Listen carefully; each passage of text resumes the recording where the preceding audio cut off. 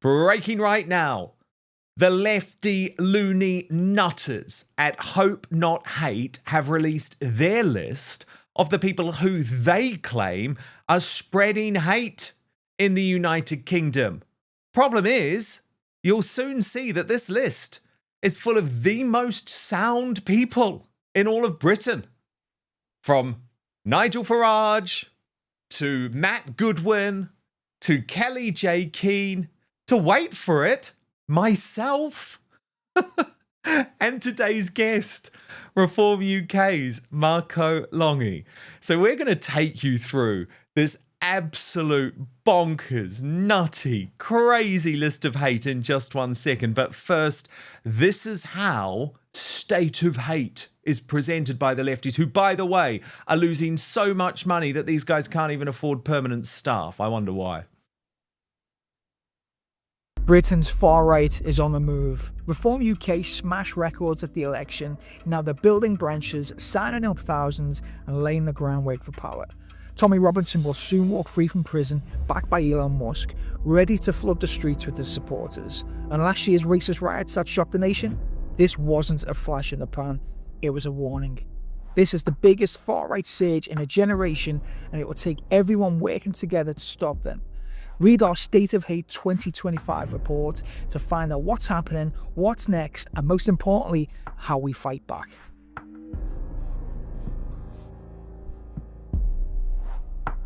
I mean, Marco Longhi, this report is actually embarrassing.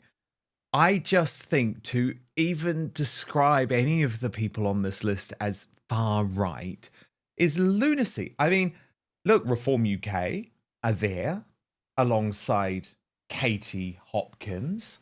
And then you'll see you are on the list as one of the defectors alongside Andrea Jenkyns, Rael Braverman, and Tim Montgomery, the founder of Conservative Home, who is widely considered to be one of the more centrist people on the right. Then when it comes to Reform UK MPs specifically, Richard Tice, Lee Anderson, and Rupert Lowe have made the list, as has yours truly. I'm now in the category of influencer and content creator, but somehow I am on this list. So stupid. So too, by the way, it's under this category, they describe it as the populist radical right. Also making the list, Father Calvin Robinson, a regular on this show. Nick Tenconi, the leader of UKIP, and Turning Point UK, he's on the list too. So is Rebel News, the media outlet run by Ezra Levant. Paul Joseph Watson, the successful YouTuber, makes the list in an area which they call conspiracy theory. And so does the activist, the pro-female activist Kellie J. Keane, who has been put in a category anti-LGBTQ+. But just to show you how completely bonkers this list is, they have become particularly obsessed with anyone connected to Reform UK. And the way that they describe these people is nuts. So Elon Musk, for example, the world's richest businessman, very, very successful guy, now in the Trump administration. He is described as a danger to democracy. Why? Because he believes in free speech. Reform, if you look here, is actually now branded the far right party. That is not even how Slippery Starmer describes Reform UK. When they're looking into the people who fund Reform, including the billionaire Nick Candy, their headline is Climate Deniers, Conspiracy Theorists and Tax Dodging Exiles, the people who fund Reform UK. And this was the one that I just thought was the nuttiest of them all. Matt Goodwin is described in a massive feature article as the opportunist extremist, and they say the strange radicalization of Matthew Goodwin. So I guess, Marco Longhi, the first thing I'd say is this list is full of great people. I mean, we would have a really good fun party together. So part of me is like, I'm glad I'm on it with all of you guys. But then I think, this is nuts. Hope Not Hate is a charity. And they are spewing this type of dangerous rhetoric, which actually puts completely normal, very middle of the road people like you and me in danger. And I say shame on them. This is my point from before about the charities, Dan, is that when you become a registered charity, you get tax breaks, which means you effectively are funded by the taxpayer in some way. So is it right that they should be a charity when they are just a political organization that is actually then using taxpayers' money to put forward their own fascist propaganda themselves? So I'll let you into a secret. I think I made their list before I joined Reform because they campaigned against me at the last general election, and they did me a massive favour. I almost wanted to deliver the leaflets for them because they were just so crazy in their messaging and so left wing that you could see straight through it. I think it probably helped me. So let them carry on doing it. I think that they are actually damaging the left-wing cause there, and people will just see straight through them. But I am annoyed. I am annoyed that they are probably making a lot of tax savings by virtue of the fact that they are registered as a charity. First, though, your breakfast is setting you up for the entire day to either gain weight or lose it. So don't eat breakfast until you learn about the caloric bypass. Now, the term breakfast literally means to break your fast that you started the night before. About 4 hours after you eat dinner, your body switches from the nutrients we get from food to the stored glycogen we have in our bodies. Once glycogen stores are depleted, typically after 8 to 12 hours of fasting, the body shifts to burning fat energy. Fatty acids are released from fat stores, where they are converted into ketone bodies through a process called ketogenesis. Then, when you eat breakfast in the morning, the body starts the cycle again. This is where the caloric bypass comes into play. Dr. Gundry, a heart surgeon in California, learned that if you break your nightly fast with something called MCTs, or medium chain triglycerides, you can actually keep burning fat throughout the day and use it for energy. But there are specific types of food that contains these MCTs. Using this breakfast breakthrough, he was able to lose 70 pounds just through diet. And guess what? He did it in his 60s. You can find out all about it and his exact method by going to thehealthyfat.com/outspoken. That's thehealthyfat.com/outspoken, or click on the link in the description box below.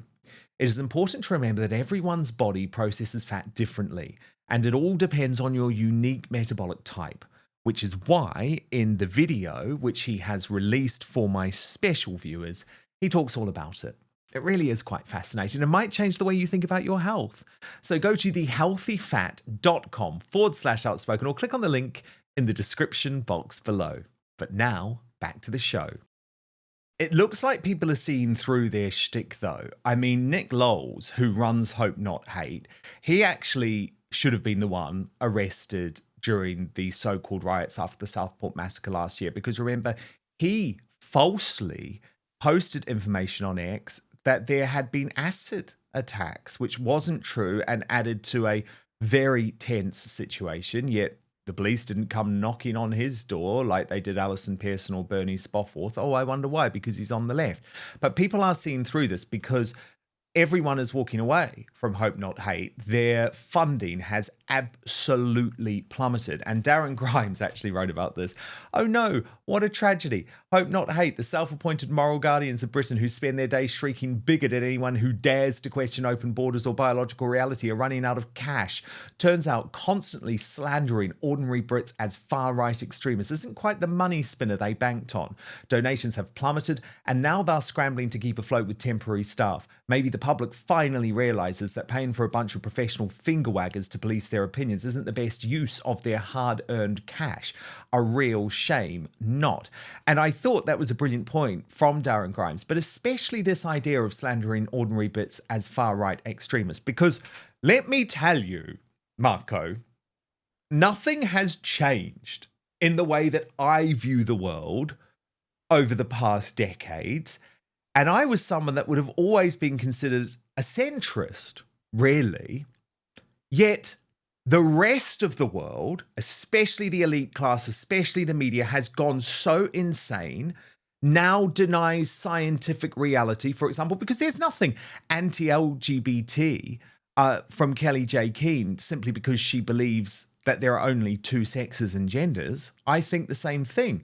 So I feel like it's these people who are so out of step. We are just people who believe in common sense. And it's really interesting when you look back at addresses from politicians, even from 10, 15 years ago, like Gordon Brown, talking about the need to protect the borders. If he was saying the same thing today, he would be branded far right. Absolutely. You're completely right there, Dan. Maybe we should play some of those Gordon Brown videos. I saw one just the other day and I thought, oh my God, if that was played now, he'd have the police knocking on at his door. So look, yes, I just hope that Hope Not Hate actually carry on because they are damaging themselves. I'd like them to come to Dudley. I'd like them to deliver more of those leaflets with my mugshot on it because they would do me a favor, Dan, as they did before. They're only demeaning themselves, and I just hope that they just collapse eventually because of their finances the way they're going, as you're reporting. I've just found that Gordon Brown video, actually. Should we have a little watch? Legally, they should not be committing crimes, and if they commit crimes, they have surrendered the right to be in this country. So if you come to this country, for example, you've got to learn English. You've got to be able to speak our language.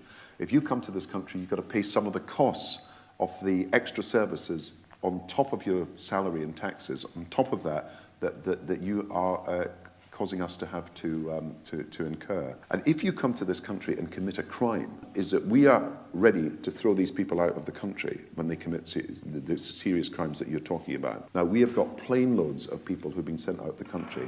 I think in the last year it was 5,000 or 6,000 people were deported from this country as a result of criminal offences. But I accept there are still problems of illegal immigrants, and we've got to deal with them, and problems of people who come here and abuse our system, and that is not acceptable.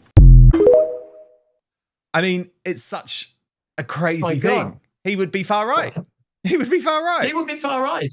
I mean, is that any different to what I would say, what you would say, what Nigel Farage would say? No. No, it's not. But we are far right, and people like Alison Pearson face the prospect of people, police turning up, or that woman, that grandmother, Helen was her name, turning up on their doorstep as if they hadn't got anything better to do, and probably threaten them. I guess that's the whole purpose of the police being there, isn't it?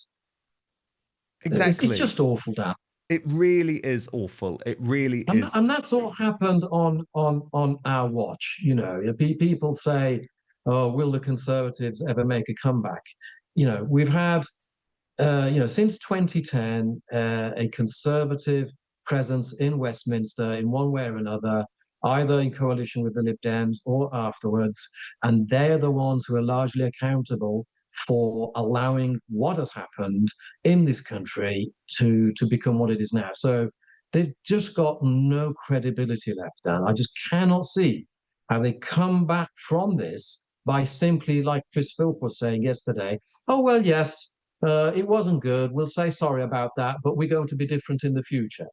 Right. You've only promised that 4 times before, and you think that the people of this country are going to believe you for a 5th time? Honestly, really? I mean, get real.